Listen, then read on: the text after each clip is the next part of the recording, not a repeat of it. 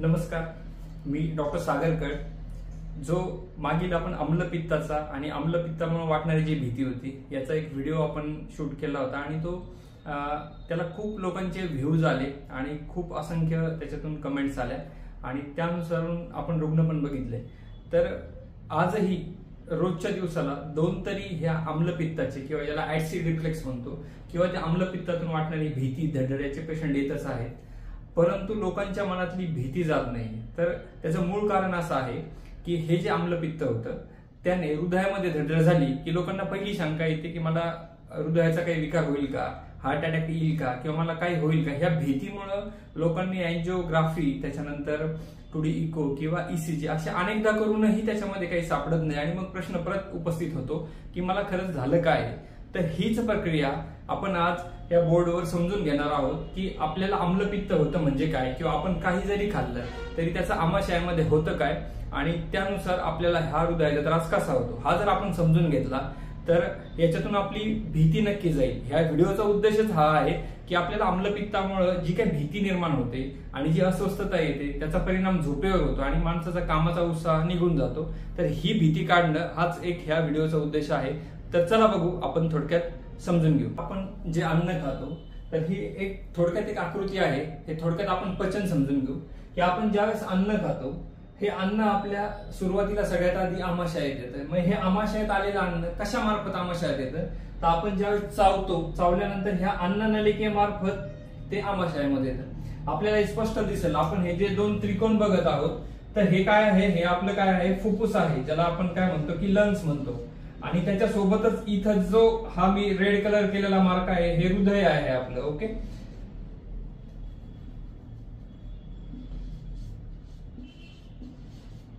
हे हृदय आहे. तर होतं काय, ज्यावेळेस आपण अन्न खातो हे अन्न चावल्यानंतर अन्न नलिकेमार्फत आमाशयात येतं. आता आमाशयात आलेलं जे अन्न आहे तर त्याची प्रक्रिया घडते कसे की आमाशयामध्ये आपण गोड खाल्लं, तिखट खाल्लं, द्रव पदार्थ खाल्ला आणि सॉलिड गोष्ट काही खाल्ली म्हणजे घन पदार्थ खाल्ला, भात खाल्ला किंवा आमटी खाल्ली. हे आमाशयाला माहित नाही की आपण कुठल्या चवीचं अन्न खाल्लं. हे अन्न आमाशयात आल्यानंतर इथं या आमाशयाचं एक काम आहे की त्याचं नावच काय आहे, आमाशय. आमाशय म्हणजे की ज्या अवयवामध्ये किंवा ज्या आशयामध्ये, त्याला आपण इथे करेक्ट करू, हे आमाशय. आमाशय आम म्हणजे अपाचित गोष्ट. ज्या अवयवामध्ये सुरुवातीला घेतलेला आहार हा अपाचित स्वरूपात असतो त्याला आमाशय म्हटलं जातं. मग ह्या आमाशयात आपण जे काही खाल्लेलं अन्न असतं हे सर्व एकत्रित त्याचा एक लगदा तयार केला जातो. आता हा लगदा तयार कशासाठी करायचा असतो की त्या खाल्लेल्या अन्नाला शरीर भावामध्ये रूपांतरित करण्यासाठी आमाशयावर त्याची प्रक्रिया घडते. आपण खाल्लेलं अन्न आमाशयात आल्यानंतर त्याचा एक संघ लगदा तयार होतो आणि हाच लगदा पुढं हा ग्रहणी म्हणजे त्याला आयुर्वेदात ग्रहणी म्हणतात आणि इंग्लिशमध्ये डिओडिनम म्हणतात. ह्या डिओडिनम मध्ये आपण घेतलेल्या अन्नाचं ऍक्च्युअली पचन चालू होतं. ऍक्च्युअली पचन चालू होतं म्हणजे काय होतं की ह्या ग्रहणीमध्ये शरीराला उपयोगी असणारा भाग आणि शरीराला नको असणारा भाग याचं विभाजन केलं जातं.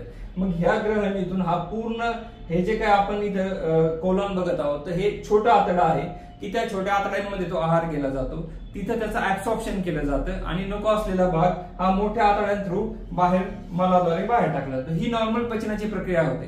परंतु आम्लपित्त ह्या व्याधीमध्ये घडतं काय की ज्यावेळेस आपली पचन क्षमता कमी झालेली असते म्हणजे ग्रहणीमध्ये जो अग्नी असतो तो जर कमी झाला तर आपण खाल्लेलं अन्न हे अपाचित स्वरूपामध्ये आमाशयामध्ये पडून राहतं. म्हणजे काय होतं की समजा पोट साफ नाही झालं किंवा आपण भूक लागली आणि अवेळी जेवण केलं, आपण खूप मसालेदार पदार्थ खाल्ले, पचायला जड असे पदार्थ खाल्ले तर जे आमाशयात अपाचित स्वरूपात राहिलेलं अन्न हे तसंच पडून राहतं. पर्यायाने ते पुढे ढकललं जात नाही आणि इथं जे काही जे साठलेलं अन्न असतं म्हणजे इथं जे साठलेलं अन्न असतं, कुजलेलं जे अन्न असतं ते आपण रोज नवीन आहार खाल्ल्यानंतर त्या अन्नाला ते कुजवतं, सडवतं आणि त्याला आम्लता तयार होते आणि त्यालाच आपण म्हणतो की माझ्या पोटात जळजळ होते, मला मळमळ होते आणि ह्यालाच इंग्लिशमध्ये ऍसिड रिफ्लेक्स होतात. आता ही घटना घडत असताना सर्वात महत्वाचा प्रॉब्लेम असा तयार होतो की ह्या आमाशयामध्ये हे जे पडलेलं अन्न असतं याचा प्रेशर एका अवयवावर पडतो, त्याला म्हणतात पडदा. ही जी आपल्याला लाल रेषा दिसते, ही जी लाल रेषा आहे ही आपल्या फुफ्फुसाला, हृदयाला आणि पचन संस्थेला थोडीशी त्याच्यात अंतर ठेवणारी किंवा त्याला 2 भागांमध्ये सेपरेट ठेवणारी अशी एक भिंत असते ज्याला आपण डायफ्राम म्हणतो. आमाशयामध्ये साठलेलं अन्न आणि त्याच्यात तयार झालेला गॅस ह्या डायफ्रामवर प्रेशर क्रिएट करतो आणि हा प्रेशर आपल्या हृदयावर येतो. हे हृदय आहे, या हृदयावर प्रेशर आल्यानंतर हृदयाला काम करण्यासाठी जी आवश्यक जागा असते ती आवश्यक जागा त्याला भेटत नाही आणि पर्यायाने हृदय जे पंप करायला लागतं ते पहिल्यापेक्षा जास्त प्रमाणात करायला लागतं आणि आपल्याला असं वाटतं की मला धडधड होत आहे किंवा माझ्या हृदयावर प्रेशर आलेला आहे किंवा मला हार्ट अटॅक येईल का, ही भीती जात नाही. आणि एकदा हृदयामध्ये ही धडधड चालू झाली का त्याचा परिणाम मनावर होतो आणि मन माणसाला सतत सांगत असतं की मला काहीतरी चुकीचं होतंय, मी अस्वस्थ आहे, मी झोपू शकत नाही. आणि एकदा परत मनावर जर ती गोष्ट आली, मन विचलित होतं आणि मनानुसार पचन विचलित होतं. म्हणजेच काय की मनावर जर परिणाम झाला तर आपल्याला भूक लागत नाही, खाल्लेलं अन्न पचत नाही. आणि ही मनावर झालेली घटना कशामुळे झाली की मुळातच ती आम्लपित्तामुळे किंवा आमाशयामध्ये जो पडून राहिलेला आहार होता त्याच्यामुळे झाली. म्हणजे हे चक्र, दुष्ट चक्र परत परत चालू असतं. मन बिघडतं, मनातून पचन बिघडतं, पचन बिघडलं की परत मन बिघडतं. परंतु घटना झालेली असते आमाशयात, त्याचं जे काही लक्षणं किंवा सिम्पटम्स दिसतात ते हृदयामध्ये. त्याच्यामुळे हृदयाचा विकार होण्यासाठी आमाशयात बिघाड होणं ही घटना आहे किंवा ही पहिली पायरी आहे. परंतु ह्या स्टेजला जर पेशंटने ट्रीटमेंट घेतली किंवा ती जर भीती काढून टाकली, आपल्या मनावर ट्रीटमेंट घेतली आणि आमाशयात पडून राहिलेलं अन्न जर पचवलं तर हा जो प्रेशर असतो, हा डायफ्रामवर आलेला प्रेशर पर्यायाने कमी होतो, नष्ट होतं. त्याच्यानुसार हृदय हे त्याचं काम करायला लागतं आणि कसलीही धडधड हृदयाचे आजार याच्यातून होत नाही, ही गोष्ट याच्यातून समजून घेतली पाहिजे. त्यामुळं प्रत्येक आम्लपित्ताच्या पेशंटला ही जर भीती असेल की मला हृदयाचा विकार होईल का, याचं सोप्या पद्धतीमध्ये हे जे काही मी आता स्पष्टीकरण दिलं आहे तर हे असंच घडतं. परंतु ज्या लोकांच्या तपासण्यांमध्ये, टूडी इको मध्ये, ईसीजी मध्ये काही आढळलं तर त्या लोकांनी हृदयाची पण ट्रीटमेंट घेणं हे गरजेचं असतं. त्याच्यामुळे हा विषय जर आपण समजून घेतला तर आपली भीती नक्की जाऊ शकेल.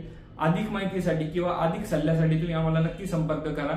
जो आपला आम्लपित्ताचा जुना व्हिडिओ आहे त्याची लिंक आपण डिस्क्रिप्शन मध्ये देणारच आहे. परंतु ज्या ज्या लोकांना अशी शंका आहे की मला आम्लपित्तामुळे हृदयाचा आजार होईल का, तर तुम्ही आम्हाला संपर्क करा.